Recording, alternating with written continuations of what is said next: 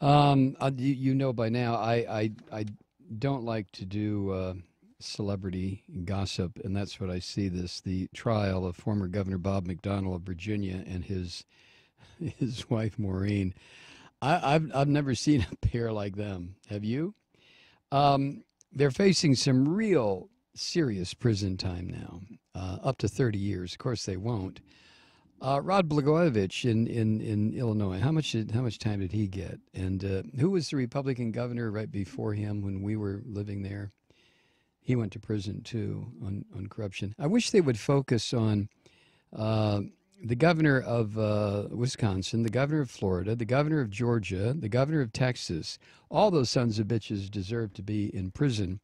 I think all of them now have investigations that have begun, or there's talk of these investigations, but and they're all Republicans. This was all right. Blagojevich wasn't, but he didn't go to prison. He wasn't found guilty of corruption.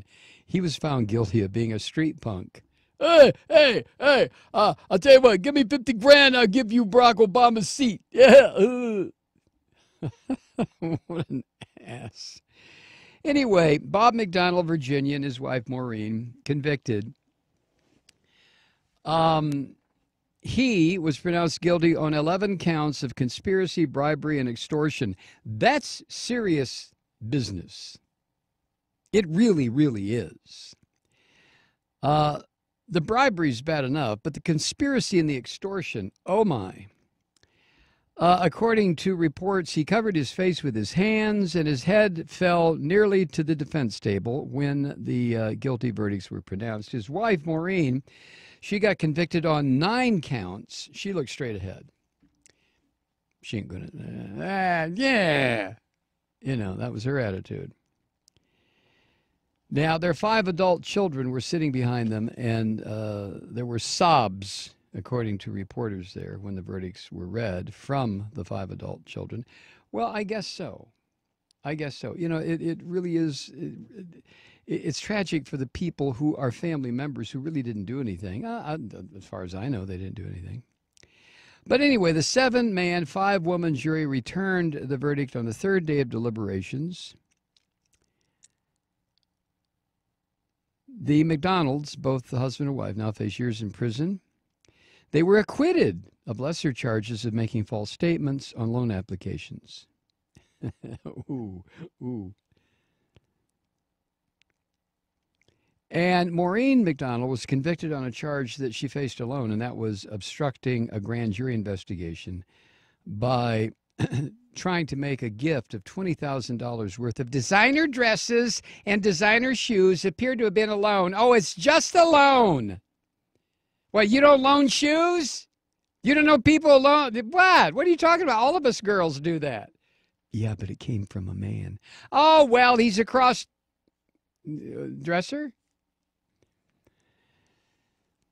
Wow. Asked if Mr. McDonnell would appeal, his lawyer, Henry Absill, said, "Of course!" And the lawyer added, "I'm shocked by the verdict." Yeah, the former governor's defense was his wife was crazy, and it was all her. It was all her. And the part of McDonnell's defense team claimed that the husband and wife here were being targeted by an overzealous Justice Department, of course, which was treating common political courtesies by a public official for a supporter as a criminal offense. The supporter. What was his name? Willie the Dumbass? Oh, Williams? Johnny R. Williams Sr. Now, it's anybody's guess, but apparently Johnny and Mrs. McDonnell were, she used to travel with him to New York to go on shopping sprees that came out. Again, I don't want to get into this because I really don't give a rat's ass, except for the fact that here was a leading light, a shining star of the Republican Party, kind of like John Edwards was a leading light, a shining star of the Democratic Party. Whatever happened to Edwards? Kaboom. And notice how the real pretty men wind up I mean, look at Edwards. I mean, Edwards, wow, right? Hollywood good looks. This guy, McDonnell, boom, wow, Hollywood good.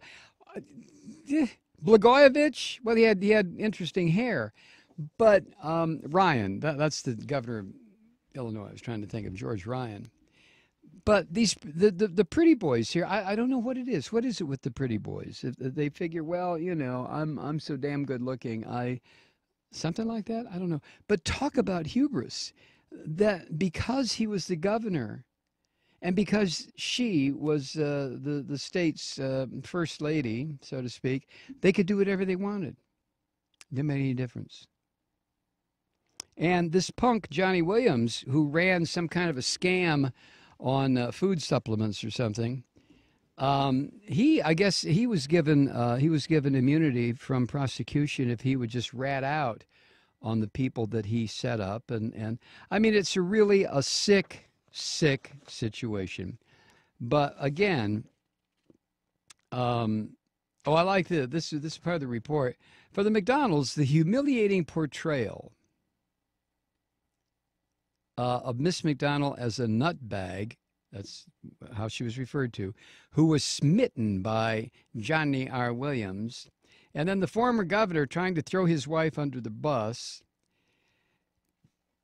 But anyway, this humiliating portrayal was meant to sow doubt about a criminal bargain by giving the jurors an alternate reason for why Ms. McDonnell took Mr. Williams' gifts.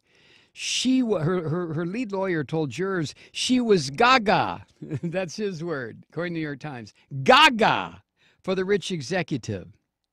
They exchanged 1,200 texts and phone calls. Through Mr. Williams, she found emotional solace in a way to spite her penny-pinching husband, her lawyers said. Yawn.